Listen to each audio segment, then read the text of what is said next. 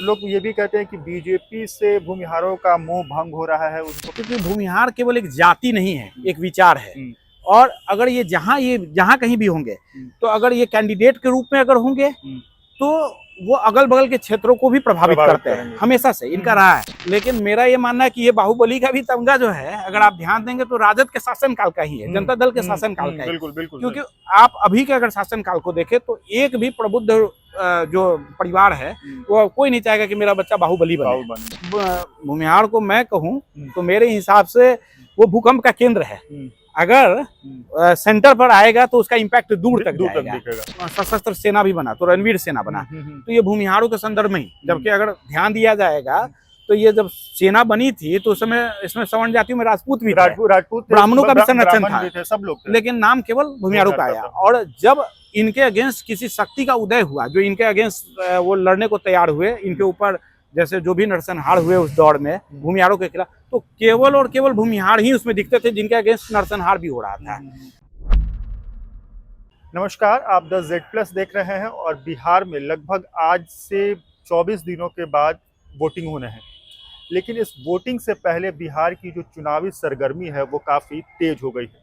नेताओं का पाला बदलने और एक पार्टी से दूसरे पार्टी का दामन थामने का दौर शुरू हो गया है। इसमें सबसे ज़्यादा अभी जो चर्चा है वो भूमिहार जाति के नेताओं को लेकर के है। भूमिहार जाति के नेताओं को लेकर के क्यों है?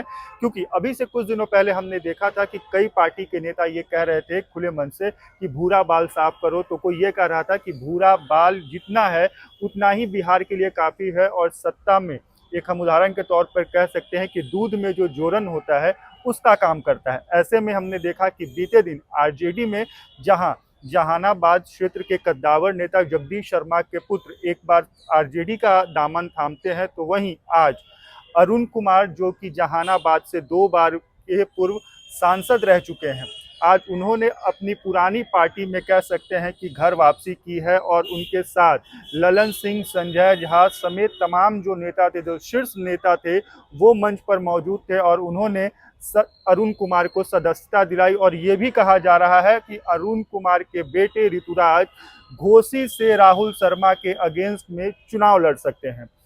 भूमिहार जाति की चर्चा होने शुरू हो जाती है। अचानक से जब चुनाव आते हैं तो दल बदल का भी दौर शुरू हो जाता है। ये जाति इतनी इम्पोर्टेंट है या फिर इसको ऐसी हवा के तौर पे बनाया जाता है? नहीं, देखिए, यहाँ मुख्य रूप से अगर आप देखेंगे तो आज़ादी के पहले भी जो यहाँ सरकार थी, तो और उसके बाद श्री कृष्ण सिंह जो बने, तो एक तरीके से आप देखिए कि इस जाति की एक राजनीतिक सुख रही है। और वो ऐसा नहीं रहा है कि वो विवादग्रस्त रहा है। उस समय भी टकराव जो था वो स्वर्ण समाज में आने वाले राजपूत जाति से ही था।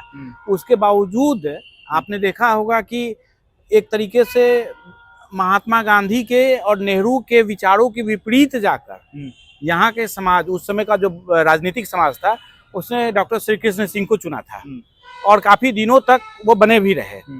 लेकिन बाद में उत्तरोत्तर जो है जनसंख्या का चूंकि अनुपात हमारा घटा है, बिल्कुल जातिगत जनगणना में भी आपने देखा होगा, इस जनसंख्या के अनुपात में गिरावट आने के कारण अब इतना तो तय है कि हमारी राजनीतिक भागीदारी जो है वो संख्या बल के आधार पर अब निहित नहीं है। लेकिन अब हमारी जो स्थिति है, मतलब भूमिहारों की खास करके, उनका है कि वो जिस ओर जाएंगे उस ओर स्वाभाविक रूप से थोड़ा सा उनका पलड़ा भारी होना है। क्योंकि भूमिहार केवल एक जाति नहीं है, एक विचार है। और अगर ये जहाँ कहीं भी होंगे, तो अगर ये कैंडिडेट के रूप में अगर होंगे तो वो अगल बगल के क्षेत्रों को भी प्रभावित करते हैं, हमेशा से इनका रहा है। दूसरा, इस जाति को अन्य सवर्ण जातियों के मुकाबले समावेशी समाज माना गया है शुरू से। समावेशी का मतलब, अगर आप जाएंगे बड़े बड़े जो स्टेट्स भूमिहारों के जो पहले के थे, तो आप जाएंगे तो अगल बगल जो विशिष्ट किस्म की जो जातियां होती है, जो आवश्यक है उस जगह पर, तो उनके बसने के लिए जो जमीन देना है या उनका रोजगार जो प्रबंध करना है, या सामाजिक चेतना के रूप में भी अगर आप भूमिहारों को देखेंगे तो भूदान आंदोलन जो है वो भूमिहारों के द्वारा ही किया गया है। तो आप लाख इसको मान ले जाति के रूप में कि जमींदार है, सामंत है, जिस उपमा से आप देना चाहें, लेकिन समाज सुधार का भी सबसे बड़ा रोल इन्हीं के पास रहा है। तो इसका मतलब ये राजनीतिक रूप से भी जागरूक है, सामाजिक रूप से जागरूक है, शैक्षिक है और सांस्कृतिक भी है। विचार इनका ऐसा है कि जो हमेशा पुष्ट होता आया है। मतलब अगर नया जनरेशन के बच्चों की बात करें तो वो इंजीनियर डॉक्टर बने, वहां भी उनकी हैसियत उसी तरीके से है। आप जिस समाज क्षेत्र में डोमिनेटिंग है।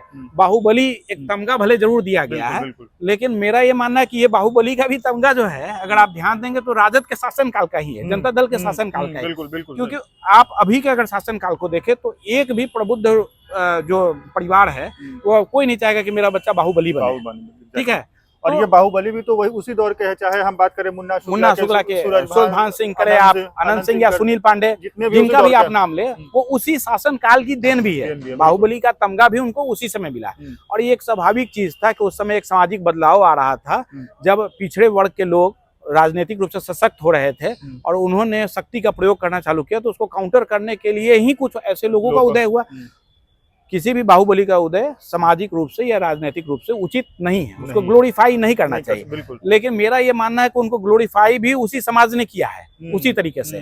तो आज भी उनका वो दबदबा बना हुआ है, सीमित क्षेत्र में ही है हमारा, जहाँ जहाँ है भूमिहारों का तो वो प्रेजेंस दिखता है। भले संख्या बल में कम हो, लेकिन एक बहुत बड़े इलाके को, भूमिहार को मैं कहूँ तो मेरे हिसाब से वो भूकंप का केंद्र है। अगर सेंटर पर आएगा तो उसका इम्पैक्ट दूर तक जाएगा। तो इसीलिए आज भी जो है भूमिहार जो है वो एक समाज, एक विचार के रूप में अपने एक राजनीतिक रसूख रखता है। और ये माना जाता है कि वो जिस ओर जा रहे हैं वो राजनीति उस ओर थोड़ा सा प्रभावित हो रही है। तो नया जो चाहे वो तेजस्वी जी का हो, उन्होंने भी A to Z वाला समीकरण लाने का प्रयास किया था। उन्हीं के पार्टी के नेता थे जो कह रहा था उन्होंने कि भूरा बाल साफ करो अशोक महतो, और जो उनके दरवाजे पर जो आपने देखा होगा कि उनको दरवाजे से वापस कर दिया गया। इसका मतलब ये एक सकारात्मक संदेश भी है कि हम जो उस जमाने में कहा गया उसको फिर से नैरेटिव आप यहाँ नहीं कर सकते, क्योंकि वर्ग संघर्ष की जब भी बात आएगी ये जाति अभी भी सशक्त है इस मामले में। हम आरजेडी की ही बात करें तो आरजेडी में जो पूंजीवादी टाइप के जो लोग हैं, जो नेता है, उसमें अगर हम बात करें तो एमएलसी जो है उनके, उसमें मैक्सिमम जो फॉरवर्ड हैं, चाहे वो इंजीनियर सौरभ की बात करें, हम अजय सिंह की बात करें, ये सारे जो ये फॉरवर्ड जाति के ही हैं, भूमिहार जाति के हैं। तो कहीं ना कहीं उसी को देखते हुए तो नहीं, अब आरजेडी, अब कहा जा रहा है कि सूरजभान सिंह भी आरजेडी का दामन थाम सकते हैं। देखिए, ये एक राजनीतिक मजबूरी है, और मैं आपको जैसे पहले भी कह रहा हूँ कि भूमिहार एक विचार है। अब इसको आप ऐसे समझे, माले के जितने बड़े नेता थे, चाहे आप बेगूसराय भूमिहारों का गढ़ कहा जाता है, तो उसको वहाँ जो लाल झंडा जो माले का था, वहाँ जितने कामरेड आए या जो जीत के आए शुरू दौर में, वो भूमिहारी थे। इसका मतलब इस विचार के जनक भी, अगर आप अभी हालिया उदाहरण ले लें नए जनरेशन में ही, तो कन्हैया कुमार सिंह पर जो आरोप जो लगे, तो भले उस समय तो वो थे, तो उस समय शामिल वहाँ पे, अब मामला चल रहा है, उस समय वो भीड़ में थे, लेकिन उनकी जो रसूख है वो बिहार में आकर भूमिहार जाति की बात हो जाती है। बिल्कुल। आंदोलन भले उन्होंने दिल्ली में किया होगा, माले का नेतृत्व किया होगा। आप ध्यान दीजिए, जिस विचारधारा से संघर्ष है, खास करके क्योंकि आप जब विचारधारा की संघर्ष की बात करते हो और सामंत बोलते हैं, तो कहीं ना कहीं बिहार में एक चीज आता है कि दूसरी जातियां, सवर्ण जातियां गौण हो जाती हैं, नाम केवल इन्हीं का आता है। जैसे मान लीजिए अगर सशस्त्र सेना भी बना तो रणवीर सेना बना, तो ये भूमिहारों के संदर्भ में ही, जबकि अगर ध्यान दिया जाएगा तो ये जब सेना बनी थी तो उस समय इसमें सवर्ण जातियों में राजपूत भी थे, ब्राह्मणों का भी संरक्षण था, सब लोग थे, लेकिन नाम केवल भूमिहारों का आया। और जब इनके अगेंस्ट किसी शक्ति का उदय हुआ, जो इनके अगेंस्ट वो लड़ने को तैयार हुए, इनके ऊपर जैसे जो भी नरसंहार हुए उस दौर में भूमिहारों के खिलाफ, तो केवल और केवल भूमिहार ही उसमें दिखते थे, जिनके अगेंस्ट नरसंहार भी हो रहा था। तो इस मामले में तो आप ध्यान देखिएगा कि राजनैतिक रूप से विचार के जनक भी हैं ये, चाहे वो माले में भी रहे, धनाढ्य भी हैं, किसी भी शक्ति संपन्न भी हैं। और आप चाहे इसमें बाहुबली खोजिए, चाहे आप इसमें जज खोजिए, चाहे आप इसमें शिक्षक खोजिए, डॉक्टर खोजिए, सब कुछ मिलेगा आपको। तो इस वजह से एक ये तो है कि यहाँ के लोग चाहते हैं, राजनीतिक दल, कि हम अछूत भूमिहारों के सामने न हो, क्योंकि भूमिहार खुद अपने आप में अकेला एक विचार है, तो वो लोग चाहते हैं उस विचार में हम अलग न दिखे, उनके साथ जुड़कर चले। तो ये हम कह सकते हैं ना कि बिहार की राजनीति में, अगर वही उदाहरण के लिए कि अगर दही जमाना है तो उसमें भूमिहार जाति जो है वो जोड़न का काम करेंगे। जी। तो अब एक लास्ट सवाल ये है कि कांग्रेस, बिहार में जो मुख्य दल है कांग्रेस, आरजेडी, जदयू, बीजेपी, तो लोग ये भी कहते हैं कि बीजेपी से भूमिहारों का मोह भंग हो रहा है, उनको प्रेजेंस नहीं मिल रहा है उतनी जितनी उनकी पहले प्रेजेंस थी। इस वजह से अब वो दूसरी पार्टियां जो है वो भूमिहारों को अपने पाले में कर रही हैं। देखिए, एक बात तो है, बीजेपी का जो आधार वोट रहा है शुरू से, वो भूमिहार ही रहे। ठीक है, पहले कांग्रेस में भूमिहारों का दबदबा था।